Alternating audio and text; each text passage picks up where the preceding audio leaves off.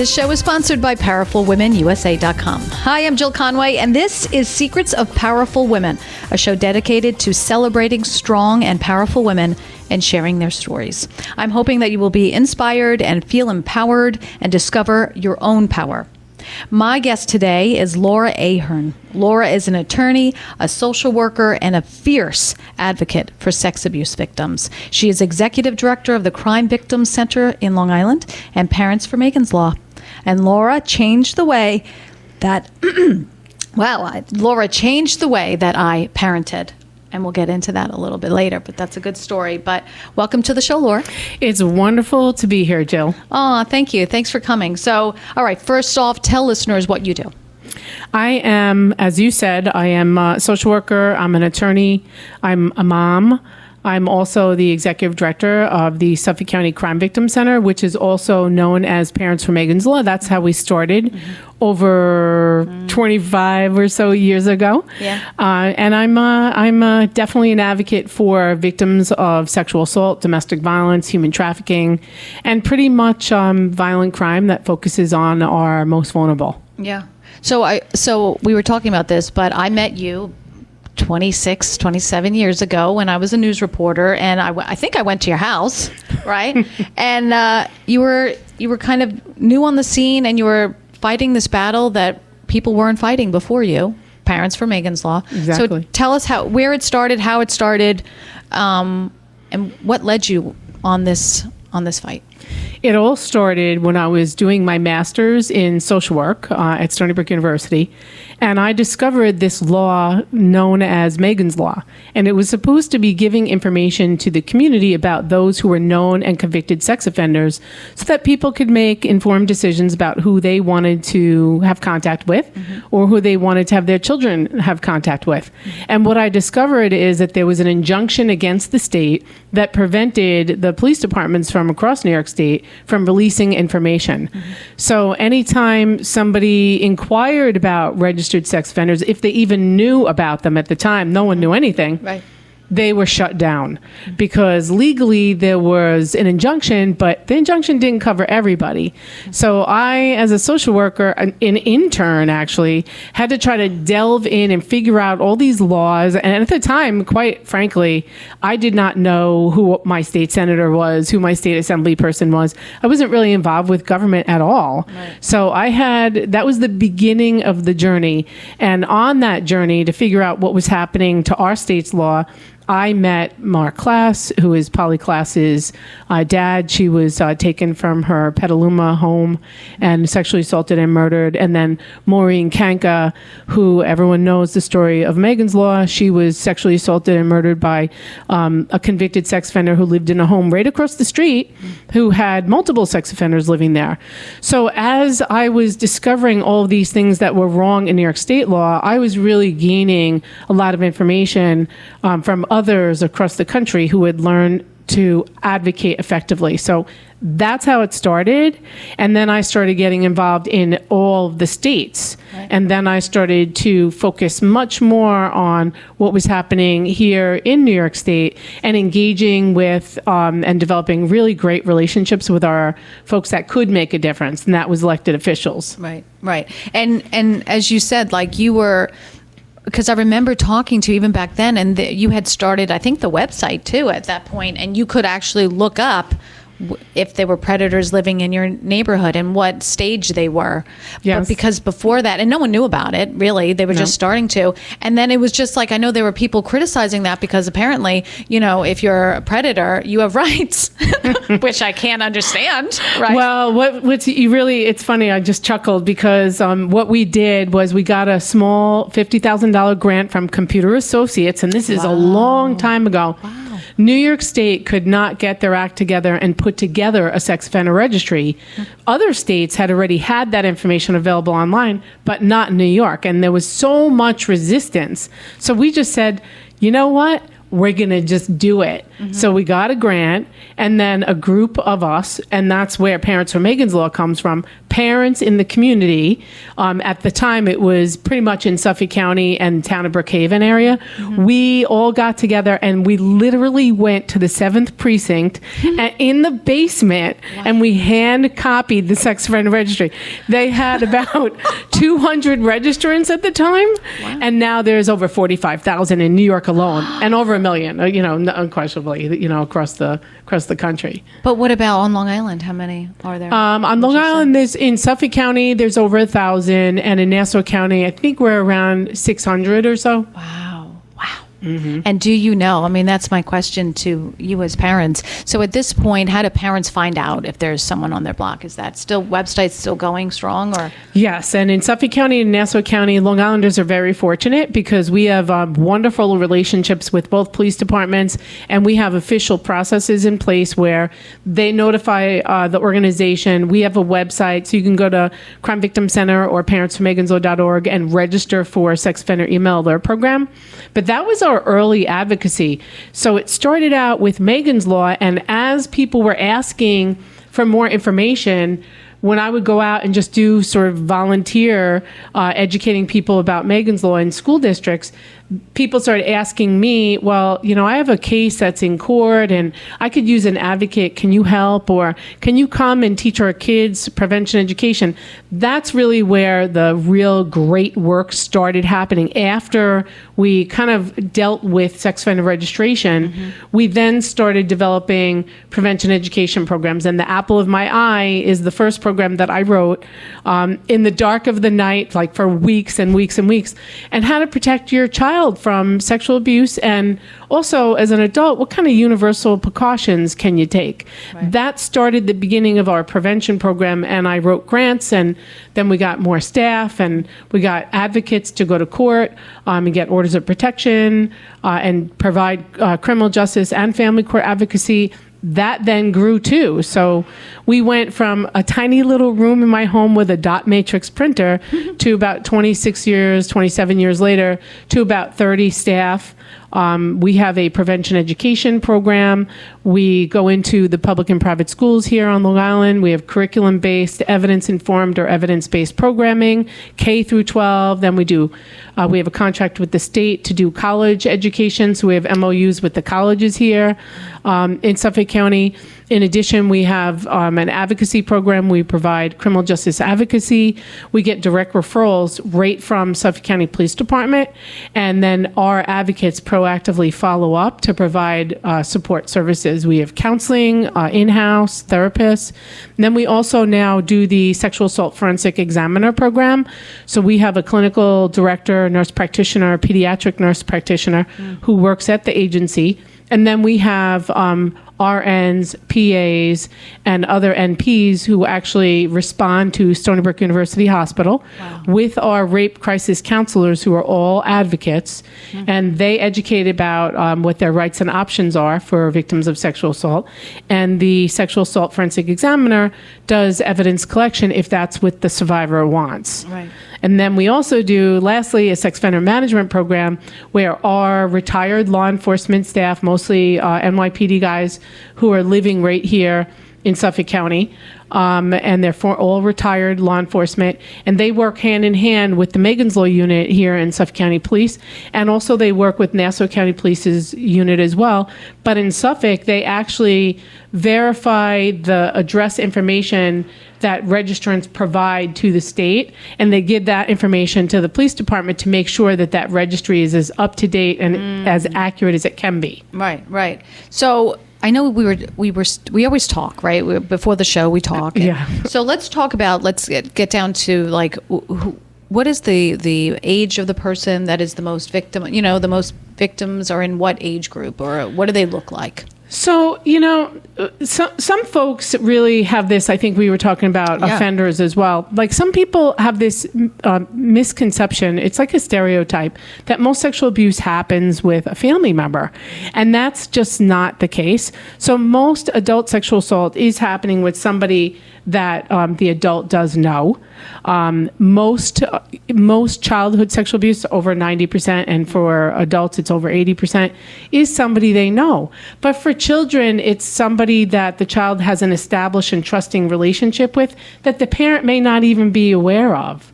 So if your child, that's why in our program we always tell people, you should be aware if you're allowing your child to sleep at somebody's house. Oh my God, this is what did it for me. I remember interviewing you and you said, "Oh no, do not let your kids sleep over someone's house." Exactly. And I was like, "What?" Yes. And I never did. I'm sure my kids can be listening and be like, "Yep, nope, not really. She never let me." Yeah. Because you don't know who might be stopping by. And over half of child molestations are committed by juvenile males. So you don't know if the neighbor is coming over with his friend's cousin's friend from somewhere else. Right. You can't keep track of that. So people should be aware. We call it the sleepover rule. If you're going to do that, then you should be aware of the risk. Because we never want to tell parents what to do and not do. Sure. But you got to be aware what the stats are. But most parents are not aware. They're not. It doesn't even occur to them. That's right. That's right. That maybe the older brother has a friend sleeping over and he would do it. Right. Yes. And the stats are really scary. It's 1 in 3 girls, and it's around 1 in 7, and that number keeps changing. Boys will be sexually victimized by the time they reach the age of 18. Oh my God. So this problem, it's not getting any better. And the reason why we're dealing with this, and also with such severe domestic violence, and some of the domestic violence numbers are 1 in 3 women and 1 in 4 men have experienced some form of physical violence in relationships.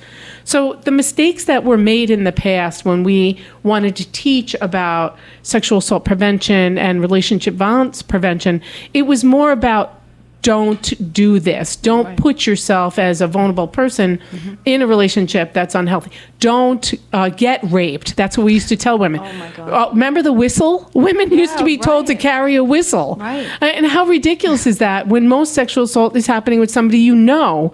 So like an acquaintance on a date, or somebody that you know in college, somebody that you're with, that you're in an established relationship with to some degree. So a whistle does nothing. But then prevention initiatives kind of changed a little bit more, and then they taught men, don't rape. And, don't do this to somebody. And now instead, primary prevention is you teach what healthy relationships are, what healthy boundaries are, and that if somebody is violating a boundary, making you feel uncomfortable, to take an action. So we're teaching children as young as pre-K about saying no and the bubble around their body, and that nobody has the right to touch that bubble, of course, unless you're with your doctor and your parent is present. You always have to add that, right? Yes. But then as children get a little older, they're teens and tweens, you have to start talking to them about what is healthy in a relationship. If somebody is trying to take you away from all of your friends, or isolate you, or someone is trying to control you, or tell you, well, why are you going to soccer? Or why are you doing this? Why should you do that? If somebody is making you feel bad, there's something wrong in that relationship. Yes, so those are really great skills. We're now teaching kids. We're doing sexual harassment training in 7th grade now. Well, it's needed, obviously. It's absolutely needed. Yeah. So, when we talk about that, we talk about the kids who are, let's just talk about kids, girls and boys who are victimized. And it's, as you mentioned, we did a whole story on this for years, the priests. It's the teachers, it's the coaches, it's the scout leaders. The next door neighbors, family, friends. Yeah. And it's so many people like, well, I thought we could trust him. But you said that to me, again, I'm going back. You said, if they want to spend more time with your kid than you do. Watch out. Yeah, I will never forget that. That's Laura. right. And that's a great rule, because anybody who is making attempts to be closer to your child than you, something's not right with that. And we're not saying somebody is sexually abusing them, but that's a violation of a boundary. So that's where sexual victimization occurs, when there's blurry boundaries. So for example, in my private law practice, because I'm an attorney as well, and I represent sexual assault victims. Yeah, you're a busy lady. Yeah, just a little bit. Yeah. So And in those cases, starting from the beginning, it was priest abuse, it was volunteers, it was teachers, it was people that these folks had an established relationship with. And in most cases, the parents were aware of the relationship, but they were, very happy to believe that their child was like the apple of their eye. And that's why we call our prevention education program for parents Apple of My Eye, because your child shouldn't be the apple of anybody else's eye. If your child is getting special attention in class, that's not okay. That's not okay. What do you mean by that? Okay, go ahead. So in my my private law practice, some good examples of cases that I have right now that are winding their way through is teachers that allowed students to have special privileges. So maybe one particular student a year, or maybe multiple students. Those are students who were allowed to sit in a special seat up front. Everybody else sat in alphabetical order. That student got to bring coffee in the room, but nobody else could. That student helped the teacher grade, or that gymnastics coach would pick up that student and drop them off, or that student got to go to meets even though they weren't in that age group. So there are little things that make you feel as a parent. Oh, it makes the kids feel special. Makes the kids feel special, and that's what's called grooming. It's the process of establishing a relationship, developing trust, ultimately to violate a boundary and to sexually victimize. And that process of grooming can take weeks, days, months, or even years. Well, we're seeing some of the stories over the years on Long Island where the teacher, all of a suddenly it leaves the position in their job, and no one really says what, because school districts, they don't have to report it? Is that true? Or they do have to? What's the story with that? Oh, they do. Okay. There's mandated reporter laws now in place that require reporting. But it doesn't seem to get. Early on, that's exactly right. What was happening is early on, they were looking the other way. And now it's a misdemeanor if you fail to report. But even with that in place, there were major issues years and years ago because they just didn't report it. I mean, even in the Catholic Church, which, early on when all this came out, we really had very interesting conversations with Bishop Murphy, and what he told me face to face is it was the culture. It was in the culture that the sexual victimization was happening and nobody was reporting it. So there were people that knew that it was not okay that this person was developing a relationship with a minor and knew that there was sexual victimization going on and passed the buck along and never reported it. And this is what a lot of the negligence cases are about against the Catholic Church. It's not just the Catholic Church, it's the Boy Scouts, it's institutions. It was like culturally okay to look the other way. And I cannot even believe that anybody would look the other way thinking that something is going on with an adult and a child. Right. It's so outrageous. But that puts the onus on the child and the family to report it, because otherwise, right, you're saying like, well, it's the culture, so if they're willing to accept it and not report it, that it's somehow okay, like you said. Yeah, the parents, so in a lot of the cases that I have, the kids did a good job of hiding it. Because what happens is when somebody grooms a child, they're identifying a vulnerability in a family. So let's just say there's 5 kids in a family. Mom and dad are both working to pay for everything, all the activities. Sure. And this one person sees an opportunity to maybe target, child number 4. Because child number 4 is not getting a lot of attention. So they bring child number 4 out all the time on different outings to Coney Island, to different events. And the child is enjoying that event. And then all of a sudden... And that attention. Something happens. And all the attention. Yes. Something happens. And it feels wrong. But, whatever. Maybe I'm imagining it. Maybe it's not. Yeah. Maybe it's just me. Yeah. Right. And that just takes time. And the offender will use every skill possible to get to that child and get the child not to tell. And they're not going to say, don't tell her I'm going to kill your dog. It's usually not that. It's more that once it happens and they don't say anything about it, they deepen the victimization and they do something more sexual. And then that's right there, the opportunity for the offender to say, well, I'm going to tell them you did it. If you say anything, I'm going to say you started it. And that I didn't want to do that, but you did it, not me. And then they leverage that, and the kid is often ashamed and embarrassed, so they're never going to tell. Right. So in my law practice, that was for me, as a social worker, to be part of somebody's journey to help them to understand that was a manipulation and it wasn't their fault, because the offenders make the children and teens feel, and even adults that are sexually victimized, they don't want to tell because they feel like, well, they went out on a date, or they didn't fight them off or push them away, or something like that. And I'm using the exact words of a survivor right now, that she didn't tell. You wanted it. How many times we heard that, right? Yes. Oh, yes. She must have wanted it. She dressed a certain way, or whatever. Oh my God. We have so much more to talk about. We'll be back with Laura Ahearn, a powerful advocate for sex abuse victims, after the commercial break. Her website, lauraahern.com. The link will be on my podcast and website. You're listening to Secrets of Powerful Women. Join our community. Head to powerfulwomenusa.com. You'll see more from Laura there. And follow us on Instagram, Facebook, and Spotify. We'll be back.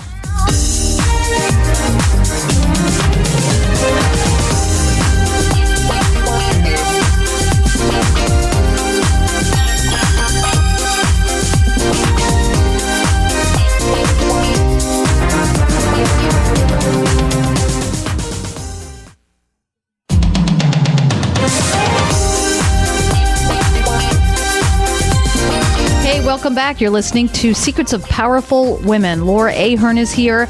Now, Laura has been a powerhouse advocate for sex abuse victims. She has been on Good Morning America, The Today Show, BBC News, ESPN, all the big shows, fighting the fight.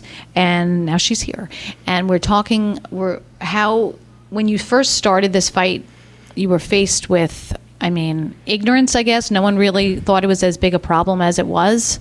No one knew. No one knew there was a problem. Initially, it started out just looking at Megan's Law and what was happening with that. But then that quickly changed. When I started doing educational programming in the community, I came to see that people needed prevention education workshops. People needed advocates to go with them to court. People needed this help, and there just wasn't enough, which kind of brings me to a point I did want to hit on. Long Island Against Domestic Violence is a wonderful organization that we partner with. They have a shelter, and there are other really great organizations, Brighter Tomorrows and The Retreat, in Suffolk County that provide direct services to domestic violence victims, as does the Crime Victim Center. But there is so much that an advocate gives to help survivors of domestic violence and sexual assault that people don't really have an understanding of how much of a commitment and how dedicated they are to really provide the help they need. After something happens, somebody's world is completely in upheaval. And these advocates step in and day night. They answer hotlines. They're like our advocates are responding to hospital emergency departments to be there to educate and support acute sexual assault victims who present. So they're dedicating their lives to it. It's not easy. There's a lot of vicarious trauma. Earlier, before the show, we talked about some of the DV homicides that we're working on. There are children that are involved, and it's really heart-wrenching. It's catastrophic is the best way to describe the horror that children endure when they see domestic violence, and that women and men too, because men can be victims of domestic violence as well, the pain that they endure when they're trying to leave a relationship and the grave danger they're in. It takes 7 times for somebody to leave a domestic violence relationship, and abuse can take many different forms. It's not not just physical. It could be physical. It could be financial. It could be, there's actually a dog that just walked by, and I have to say, that reminds me, we do at the office, we have a therapy dog, Jack, the handsome Havanese. And Jack is actually the dog for all of us because there's so much vicarious trauma. But the whole point is that domestic violence victims really need a tremendous amount of support. It's not just what's happening in that moment, but we have to think about what happens after they leave. Yeah. They need financial guidance. They need vocational, educational support. And there's just not the funding out there to help these women that need to change their whole entire lives. They're leaving an abusive relationship where somebody controlled every aspect of their life. And then they go into a shelter, and the shelters are wonderful, but they're limited in terms of the time they can spend there. And they don't have the kind of programming and education that is needed to help these women get on their feet and support their children. So what ends up happening is they go back to those abusive relationships again. And this is just this cycle. And if government doesn't start paying attention, not only to help to prevent sexual assault, but also to help with domestic violence, we're not going to see a reduction in domestic violence. We're just not going to see it happen. Right. And we're just going to keep responding to these horrific, horrible circumstances where women are beaten and murdered. Well, and we had another show where the person said, like, it's always this, the victims are always hoping that it will change, that maybe something they could do better that will make him not hurt them. I say him, but right, it could mostly be that. It's Yeah. mostly men who abuse women, but they're always that hope, like maybe he didn't mean it, or maybe I did something to bring it on, or something like that. And we always say this. When somebody does something and it's really hurtful to you, Right. believe them, because it will happen again. Right. And in domestic violence relationships, if anybody, a woman or a man, puts their hands on a partner, that's time to leave. That's the warning sign, because if it's happening once, it's going to happen again. Right. Right. Well, recently, we had the Gabby Petito case. That's right. We did. And then that highlighted the younger relationships, right? Which is incredibly sad. But as you said, that it takes on all different forms, right? So what's your hotline number before we go any further? Because I do want to make sure that goes in. What is the hotline that people can call from all over the world, from all over the country? They can call them?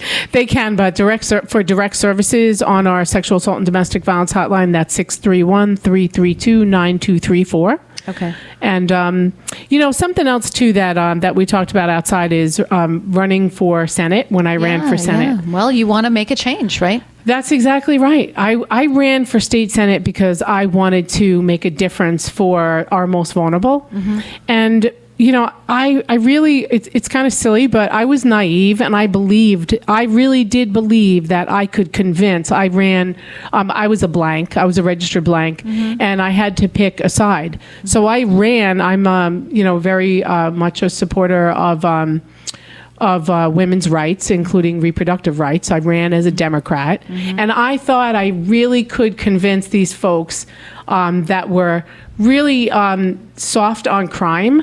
I thought I could convince them with the right information, because, look, I have over 25 years of experience working with sexual assault victims, mm-hmm. And domestic violence victims. I really believed I could really teach them, and they could see. But, I found out that there's just no convincing people who just are soft on crime. It's never going to happen. So that was probably one of the more frustrating experiences that I had. But, all things happen for a reason. Tony Palumbo is a wonderful senator, and he's tough on crime. So is Mario Matera. They're great. Dean Murray, and even Monica Martinez. And our senators here locally, we're very fortunate to have them. But I would imagine that if I did get elected, and we all laugh about this, I would have gotten put in travel and tourism committee, and they wouldn't put me near crime victims, right. or any kind of codes committee, or anything having to do with crime or changing the penal code, because there are a lot of changes that need to be had in the penal code for victims and child victims of sexual assault. When it's not enough to get a sex crime, what happens is they plead to endangering the welfare of a child, and that's not a registrable sex offense in New York State. It's outrageous. So they're allocating to sex crimes and then not getting registered. Oh my gosh. So that's very frustrating for us. But, by and large, we're doing our best to provide the services that victims are entitled to under the law and that they desperately need. What is it? I always ask, what's your superpower? Like, what drives you in all of this? I think what keeps me grounded is my relationship with a higher power. I am a strong believer in God, and I pray all the time. I'm motivated by injustice, and it brings tears to my eyes. And right now, I'm feeling a little teary-eyed.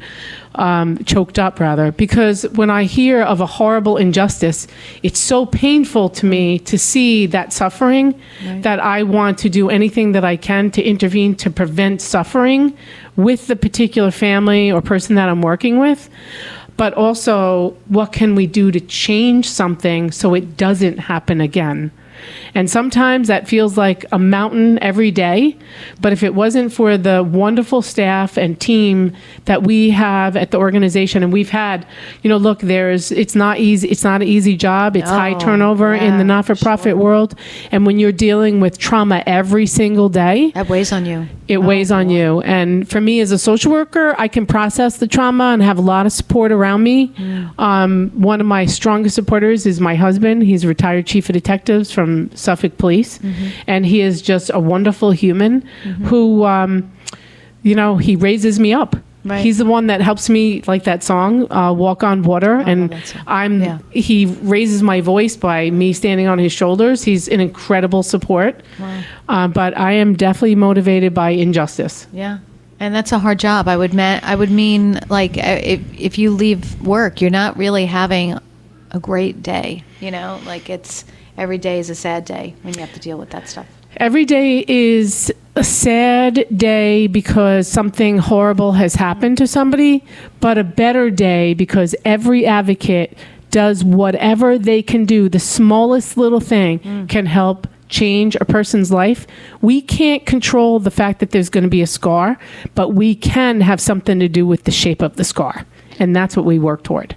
Is there a story or a case that has really left a scar on you, like the most significant damage to you, as over the years, that has really just rattled you? Yeah, there is. And it's a case, a horrible domestic violence homicide where a mother was murdered who was pregnant, and that weapon was turned on 2 children.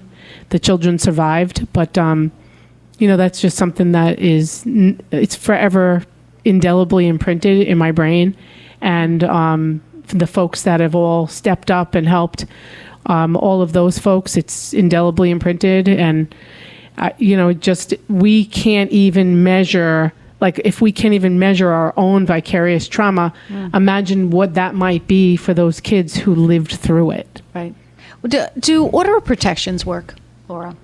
Because I feel like, the people have to kind of police themselves when they get, an order of protection. Like, don't go there. But half the time these people they're crazy. They're not of the right mind. It's funny you bring that up, because in the case that I was telling you about, there was no order of protection actually, and there was nobody that knew. And that's why it's so important to be a good ally. If you see something, say something. But if somebody is a victim of domestic violence and they are protecting the offender, there is little anybody can do. We can only hope that somewhere somebody sees something and maybe reaches out to CPS. But even look at what happened with Thomas Valva. All the teachers, all the people that reached out to try to get help for him, that didn't change the circumstance. So it feels like, before I said, a mountain sometimes, but it really is recognizing signs of domestic violence. It's recognizing if your friend or somebody is all of a sudden isolating himself or herself, and something's going on with the kids. There's big behavior changes. Like, these are all of the sort of formal, they call them formal systems that could respond. But there's also informal, like a friend, could respond. If you're going to some kind of house of worship, other folks there could be responding. But the system is imperfect, and it's not funded enough, and they don't have enough training, and everywhere you go, there's just more that is needed. Because when a woman is in a relationship and she's being beaten, and children are seeing this, and nobody notices, that's so sad, because where is something that we can do? And my hope is that the something that we can do is we can really start educating earlier, because when children recognize that that's not okay, then they'll tell someone. Right. So when a child is a witness to domestic violence and whoever it is in the home not changing that circumstance, they will be investigated. They could be indicated by CPS for allowing domestic violence in the home. Right. So the abuser will be caught, and then the mother or father, whoever it is, that is the survivor, then can get services. So it's really all of the different interventions that are there. There's nothing foolproof. Right. And that sort of comes full circle to answer your question. Does an order of protection work? We do lots of order of protections every day in the agency. And they work. Okay. For those cases, they work. But for some cases, they don't. Because you have somebody that doesn't matter if there's an order of protection, doesn't matter if his own children or her own children are there. They just snap, and everybody is going to pay the price. Right. What about, we were talking and you said, which this was a surprise to me, that abusers are not always abused as a child or something like that, which I find that so interesting. I didn't know that, because they don't want, hurt people, right? But, Right. But that's not always the case. Right. Well, to clarify, it's folks who commit sex crimes, like folks that are child molesters, or somebody who is raping adults. Yeah. Those aren't individuals that were necessarily sexually abused. Evidence shows that maybe there was some kind of abuse or neglect in their background. But if you think about it, somebody who's physically abusive to, a man and another man go into a bar and the two of them get into a fist fight versus two of them just having a discussion about it. Right. It's really having skills to be able to learn how to resolve a dispute. So if somebody in their home is learning, well, the way that you deal with a conflict is you just beat somebody up. Right. Or that person maybe will go on to beat other people up, or maybe because they have no respect for boundaries, they will commit rapes as well, because that's an individual that has no capacity to have empathy for another individual. People are just two-dimensional objects that they take from. So all we know on sexual offenders is that when somebody is abusing children specifically, those are individuals that have had some form of abuse or neglect in their background. But I think there was this feeling decades ago that somehow if you were abused as a man, that if you say anything about it, people are going to assume that you abuse. Right. And that's what prevented a lot of men from coming forward, because there was this sense of, oh my God, if I talk to anybody about it, if I go get help, people are going to think there's something wrong with me. Right. And it was the complete opposite, because abusers do a good job of grooming victims and making them feel responsible for that abuse. And it doesn't belong with them. It belongs with the offender. Right. Advice for parents who are coaches, parents who, I know teachers can get some sort of training, but what are the warning signs that you mentioned a little bit? What are the warning signs that parents need to look out for their own child and for others that may be under, their supervision type of thing? Yeah, and we do prevention education programming in all the schools here in Nassau and Suffolk County. We do programming for parents. We do programs K through 12 and then college, and then for adults, and then for professionals who work with children. So in some of the districts, they've called us in to do training for their staff. So that's teachers, nurses, guidance counselors, even the custodial staff, to teach them about boundaries. What are healthy boundaries? Because when a teacher pays a certain amount of attention to a particular student, that's not okay to do that for many many reasons, because the other students are going to think, well, I'm not good enough to get Right. that kind of special attention too. Right. So teachers just need to, and people that work with children, not just teachers, but even the custodian, everybody needs to just treat the child the same. There's no reason why somebody should be developing a personal relationship, singling out a particular child or teenager. If you keep it with healthy boundaries, and then within those healthy boundaries, if there's something unique that happens, and a teacher brought this up to me, what if a child, has a parent that dies? Isn't it appropriate for me to send a card? I said, yes, it is, with everybody else in the class. Include everybody else, or include other teachers, but don't just make it about you.